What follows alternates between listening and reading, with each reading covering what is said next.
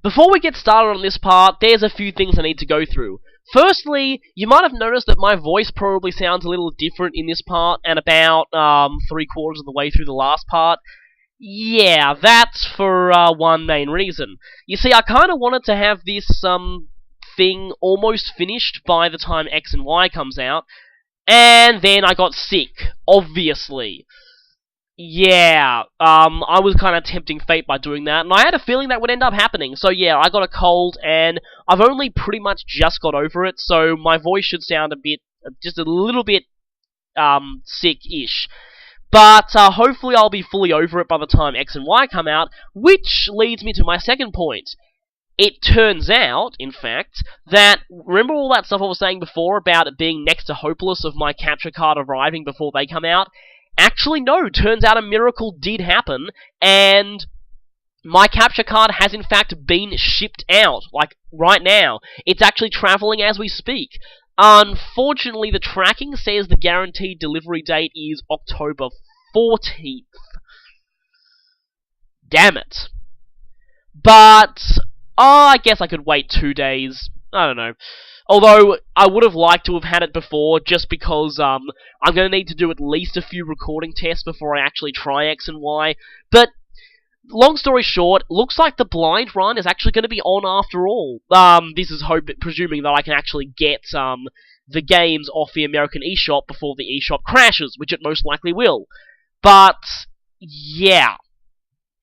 So, again, blind run probably still on, and that is interesting. So, I didn't think that would end up happening, so I guess I did get lucky after all.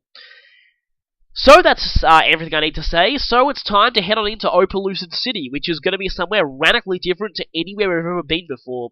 How different? Well, you're about to find out. So, it's time we take our first steps into... Whoa! Yeah, this place is pretty much Tron land, as you'll be seeing. We'll just walk forward a little bit, and, Alda, we know what that means, only a few more steps before we get hijacked by plot. And 1, 2, 3, there we go, 3 steps, and plot time. So, it's time for another, well, we can see those flags fluttering there, and it's Creepy McCreepy Face once again. But it looks like, Iris is, here, and someone else I don't think we've met before. So, yeah, here comes another Team Plasma rally. Of course, again, we know that the person giving the rally lies worse than Frank saw it, so... yeah, unfortunately, they now have a dragon on their side, a legendary dragon. And that's gonna... Hero, dragon, legend... We have the NPC Parrot Exposition curse. We're forced to repeat the last word of everything people say. Which happens an awful lot in Ace Attorney, but it's kind of justified there, because oftentimes the dialogue is really, really important. But I digress. So I guess that makes sense. Unless they're unknown. Unfortunately, at this point, you kind of know that, Team Plasma's not exactly sincere about this.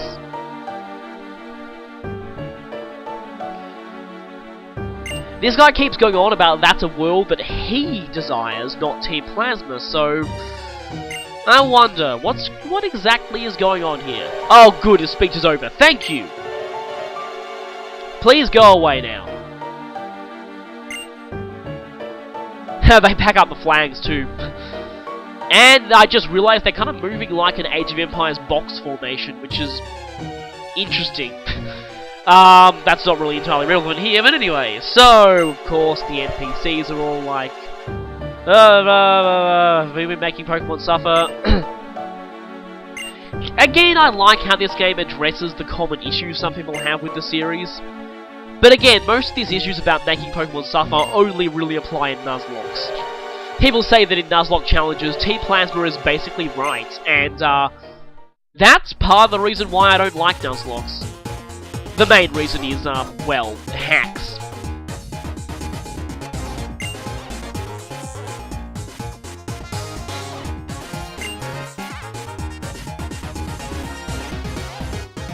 And this is a very good point he's going to make here. If Pokemon didn't want anything to do with humans, why haven't Pokemon just abandoned people now? It's not like Pokeballs force the Pokemon into slavery or anything.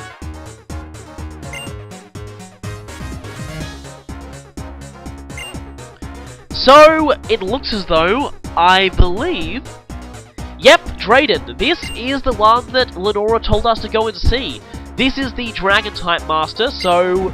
It's a good thing we've found him, because we need to find him for two reasons. One, we can finally figure out what that stupid stone actually does. And two, we've got a gym battle to get through. Please tell me this is going to be brief, because I want to explore this city. It looks amazing. Yeah, we're actually going to be stuck in a plot tunnel for a little bit, though, unfortunately. Zekrom or Reshiram? Have we actually heard Reshiram's name yet? Oh wait, I think Ed mentioned Reshiram's name before. I'd call him a little worse than a troublemaker, but still. And sadly, that is completely 100% true. So, just what are Reshiram and Zekrom? Well, if you've seen the box art of the game, you will already know.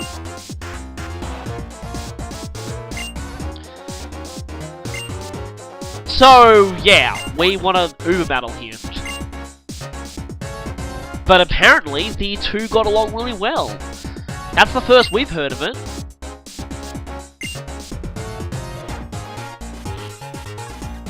And once again, we have this whole team plasma kind of has a point. Except that it's apparently to get them to know each other better.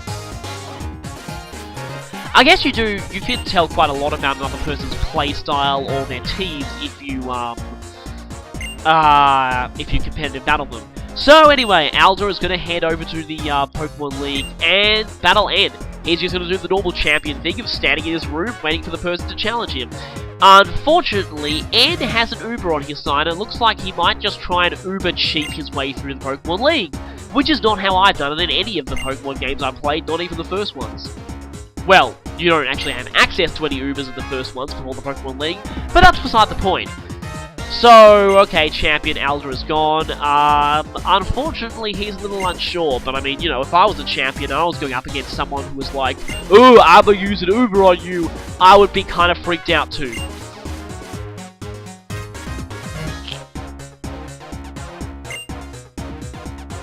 So, it's now time for Drayden to become Ishizu Ishtar and explain everything.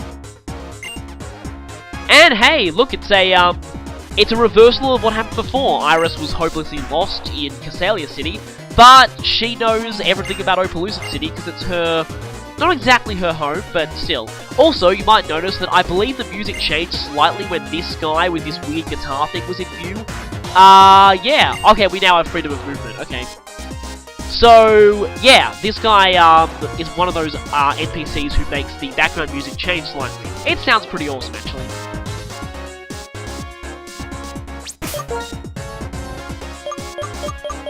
Just be quiet for a moment so you can hear it. Oh yeah, and I'm going to go ahead and heal the Pokemon Center. So we actually do have freedom at this point, but really, I probably just want to get the plot over and done with, because, yeah, I just don't want to have it broken up over the rest of this video.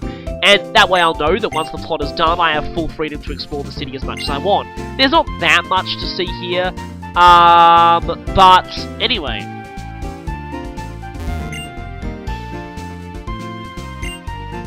And this stuff here is interesting because it refers to the fact that this city is radically different between the two versions.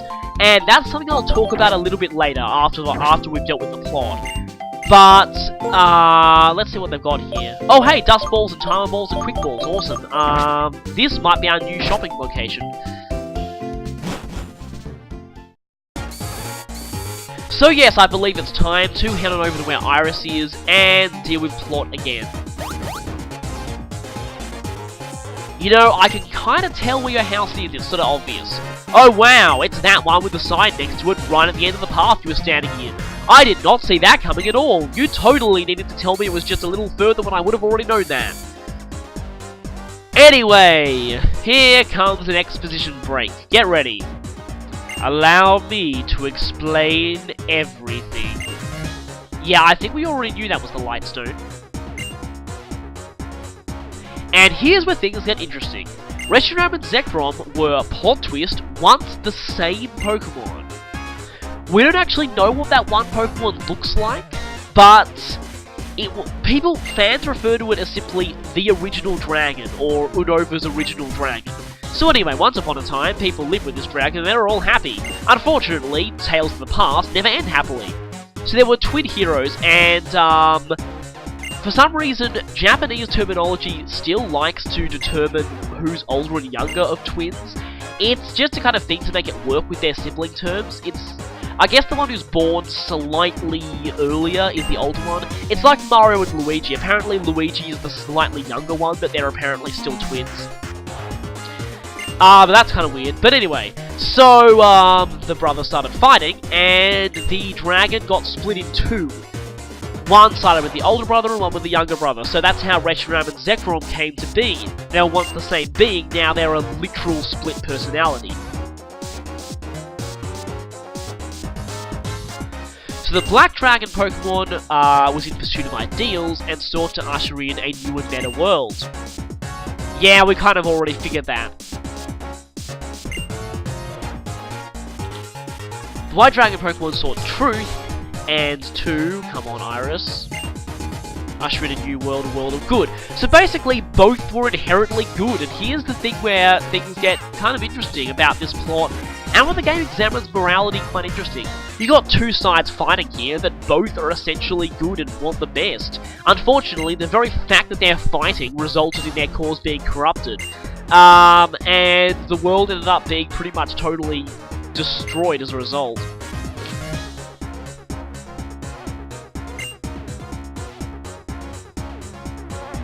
So they proclaimed that no one side was right and stopped the conflict. Now this here, I just personally really identify with this message quite well.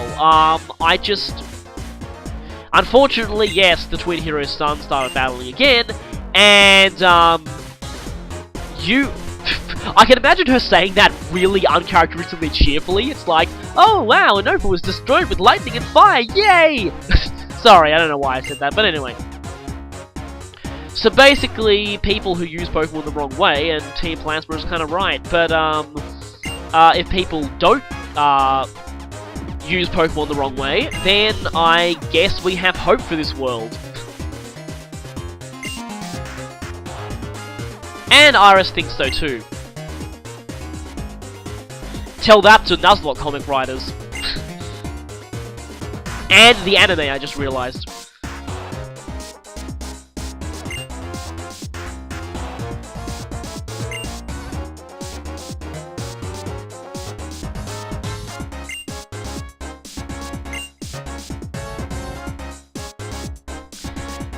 So we've got our mission here. Team Plasma's trying to destroy everything the Pokemon world stands for. We're not going to stand for that. And apparently they said they got a little... Wow, I guess we're quite alike, Drayden. So, fortunately, that is everything they know. Really? Really? So that's one of the two reasons I came to this city, completely gone. Thanks for that. So I went all this way for, nothing, except the gym battle. So anyway, we've got to battle the gym leader, and it looks like our gym leader here is Drayden. And here's where things get interesting, because you see, in white version, the gym leader is in fact Iris. So, in this version, Iris just stays here as an NPC you can talk to. So, I guess I should mention the differences between the two versions, which really strike in this city. There are a couple of NPCs up here, for some reason. They're living in... Oh, right, okay, she's coaching Iris, okay. Foreshadowing much? Anyway. Okay, we get here an interesting item. The Float Stone reduces the weight of a Pokemon that holds it. In the actual games, like here, it's almost completely useless. The only function it serves is to make you take less damage from Low Kick and Heat Crash. Or, wait a minute, you take more damage from Heat Crash. You take less from Low Kick and Grass Knot. That is the only purpose it serves. and using one item just to take less damage from that, you're better off using a type-lowering berry. But anyway, this person gives us a ring to... Oh, an interesting item. But anyway, the floatstone is interesting because it's pretty much totally useless in-game, but it's really, really good in the card game. I actually have that card. I used it in a pre-release a few times, and it was actually pretty cool. Now, speaking of somewhat useless items, the ring target is totally useless for the Pokemon that holds it. Basically, if you're holding this, you lose all your type immunities. So if you're a ghost type, you can get hit by normal and fighting moves. If you're a flying type, you can get hit by earthquake. If you're a fairy type, you can get hit by dragon moves. Oh wait, they haven't come out yet. However, the main use of this is to trick it onto an opposing Pokemon so they lose their immunities. In all honesty, if you're really going for removing immunities, it's best to just use gravity on a flying type, because that's usually the main immunity you want to get rid of. It's really not all that great, it's pretty much very situational. So anyway, like I was saying here,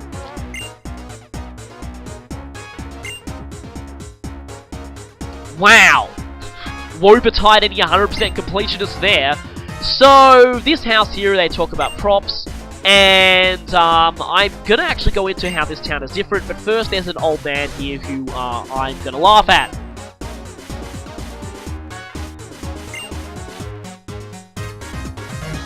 Wow, how could you tell? Yes, I am totally a big musical fan. Yes, I am a fan of that. I totally don't think it's inferior to third generation contests. What are you talking about? Okay. So yeah, you just go on your merry way there. So I think I'll go on about, okay, this house is actually really interesting. I'm gonna keep getting interrupted, aren't I? But anyway, this guy is an XT Plasma member.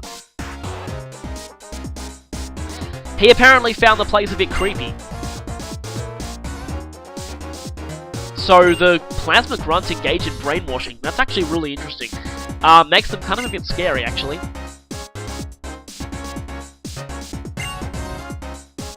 You know, you don't have much to be ashamed of if you're not good as a trainer, but he apparently thinks it's good to take Pokemon away from weak trainers. And you don't have the option to tell the story to the person on the opposite side because you're a silent protagonist. So, anyway, finally I can say this. Opelucid City is a technological place of technology in Black version. It has all these Tron stuff, and I'm actually one of the few times in this whole game I'm really glad that I'm playing at night, because this place, as you can see, it looks pretty awesome at night. You get all these sort of Tron-ish lines going everywhere. Reminds me of the Tron world in Green Drop Distance, actually, which came out after this game, but anyway. Oh, there's a hidden item again. So, yeah, this place looks pretty cool, especially at night. In white version, however, Opelucid City is a sort of old-fashioned, rural-ish, old-timey, timey-wimey town.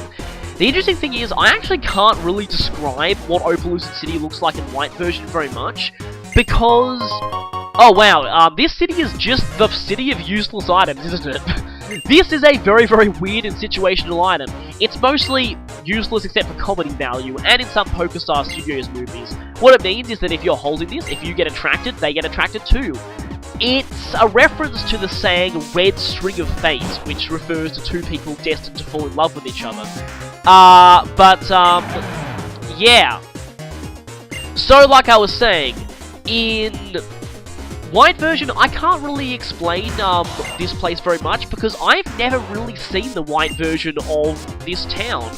Then again, the vast majority of playthroughs of Pokemon Black and White on YouTube are of white version, which is part of the reason why I did Black. Black is still my favourite version anyway, screw common opinion. Anyway, we have the battle house here for rotation battles. Presumably this is for triple battles in white version, but I'm actually not sure because, again, I really can't tell. I really don't know what this place is like in white version. All I know is that there is one music track that I have on my soundtrack that I think is the white version of Opelucid's theme. It's got totally different music, obviously, but I guess we can finally try out some of my Pokemon, such as Dumbummer. But anyway, stat boosting moves work pretty well in rotation, and I guess I could try and show off that rotation battle Nanatan strategy, so I guess I could do that. But like I was saying, I actually, don't really know what this place looks like very much in white, but again, it's got different music. There's a track on the soundtrack that I think is the white version of the theme that I actually don't know because I've never really beat there myself. Oh, obviously the 3 monkeys. Triple monkey! Okay, let's see if we can pull off that belly drum strategy here. Oh wait, it only works if you've got Trick Room! Damn it!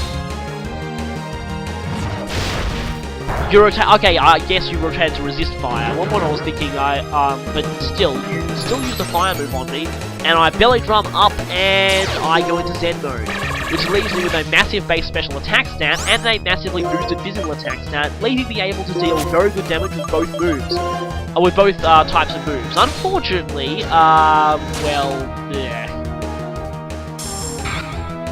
Leah, wow, I'm so scared. This strategy works a lot better with Trick Room, trust me, which I don't have. And wow, Crackle, you are pretty awesome. Sadly, oh wait, you've got rough skin. I was about to say, oh crap, don't burn, don't burn, don't burn, don't burn, don't burn, don't burn, don't burn, oh good. Always tends to burn when you least want it to. The interesting thing is, I've heard that Smoggin considers Skull to be such a good move, they're actually contemplating outright banning it. Which makes me wonder why they don't ban Stealth Rock if they're thinking of banning Skulls. Although I think they were actually contemplating banning Stealth Rock as well, but yikes. Okay, I have Sturdy, but if this takes me down to 1 health and burns me... I don't have Sturdy! Wow, I just keep assuming things have their best abilities. Okay.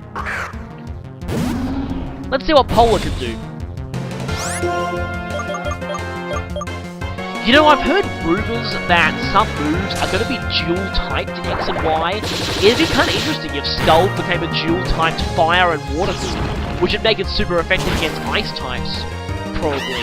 Which would actually be really cool, because you'd expect Skull to actually do a lot of damage to ice types, because, you know, boiling water does melt some ice and snow, so that makes sense. Wonder if the move would get even more broken if that happened. I mean, I guess they say that the reason why Skulls is so powerful is because it's really hard to counter it, because if you switch in on it, you still risk getting burned.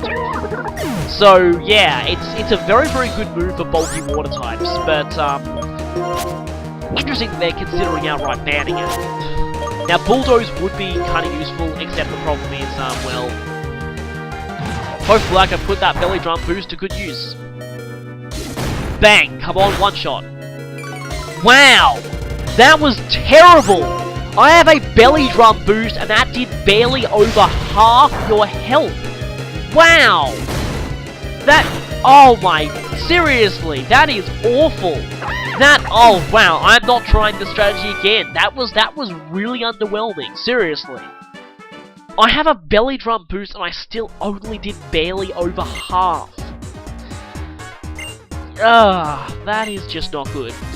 Now there are 2 rotation battles in this house, and you can try them. You can try both of them every day, which makes it kind of an okay place for grinding.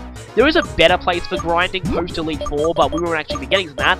And of course, we don't actually need to do grinding at all in this challenge because we're completely prohibited from any and all grinding. Yeah. So we don't actually need this place or the other place. But anyway. I think I've probably said enough about this place and why it's kind of different in the different versions, but like I said, the gym leader is also different in the 2 versions.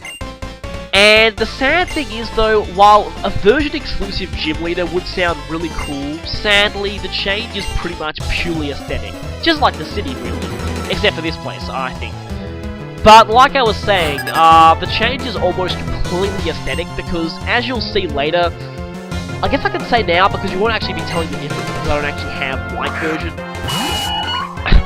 I can't do what Brawl Mithril was doing in his Battle Network playthrough and show differences between the 2 versions by playing both.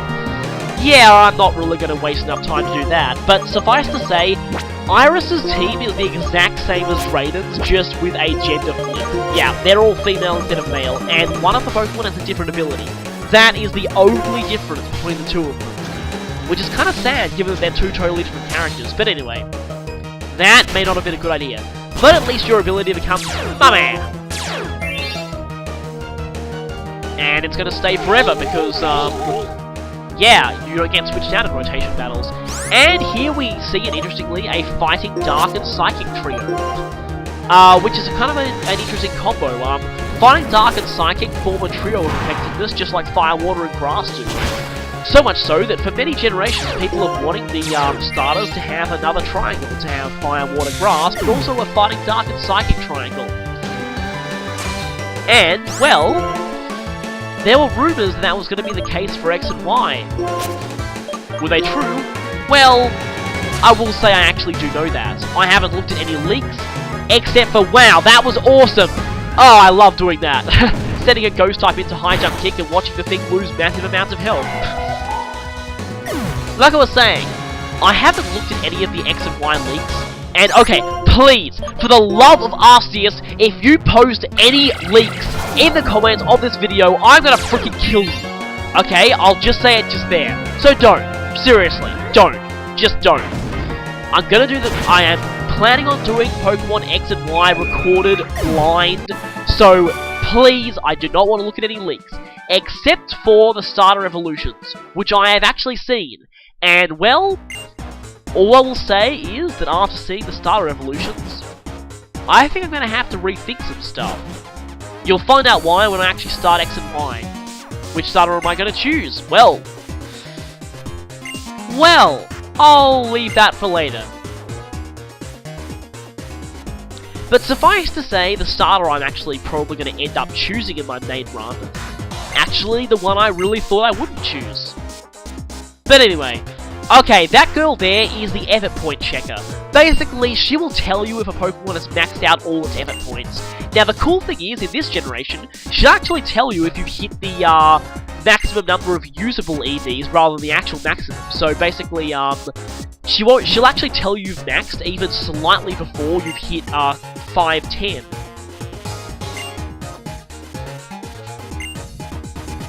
So anyway, this person here is making a machine to connect with the future and the past. So apparently there's another Opaloosa City that's very old-timey, which is kind of interesting. So apparently we have to trade over a Pokemon from, or at least show him a Pokemon traded from White version that knows the move Charge. Of course, since this is an emulator and I have no access to trading, I can't do that. I believe the item he just gives you is the charge battery or something, so it's not really that helpful to me anyway. But I guess that's all we've shown off in Opaloosa City. Well, actually, there is one more thing.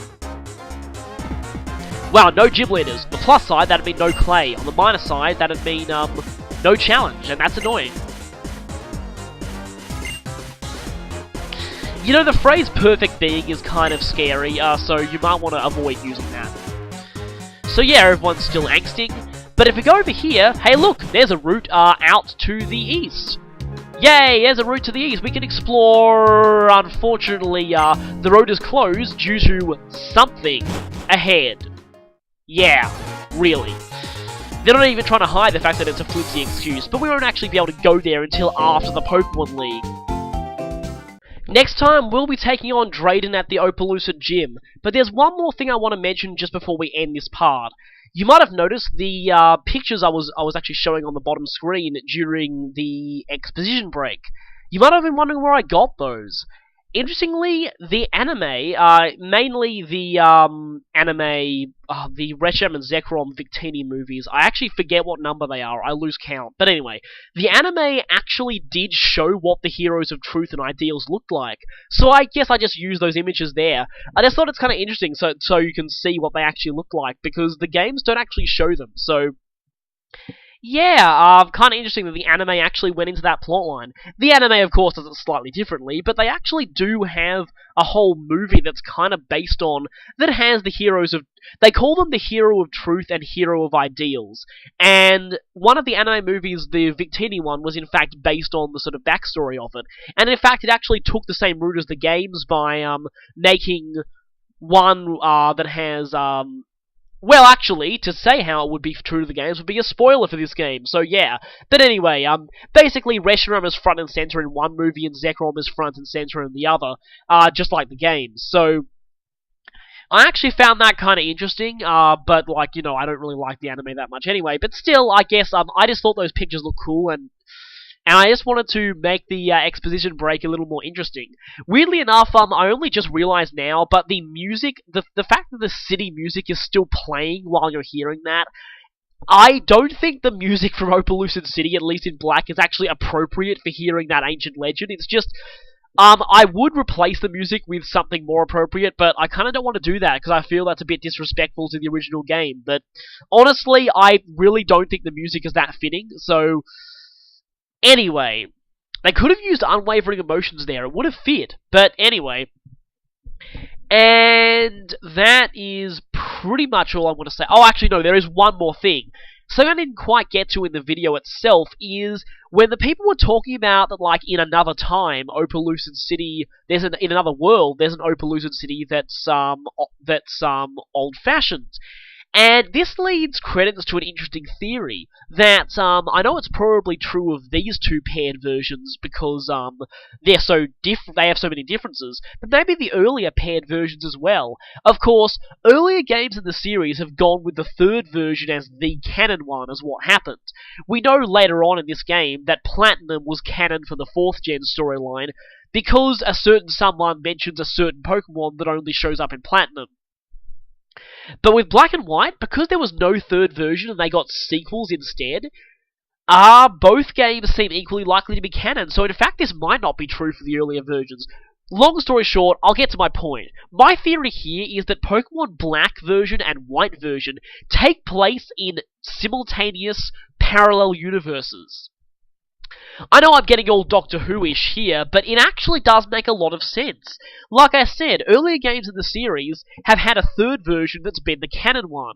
Actually, though, Yellow is pretty much definitely not canon for the first generation, so, yeah. But, I digress. The third version's usually been the canon one for the earlier generations, so you can't really say that, like, for example, Gold and Silver take place in parallel universes, because there actually aren't enough differences between the versions to really do that.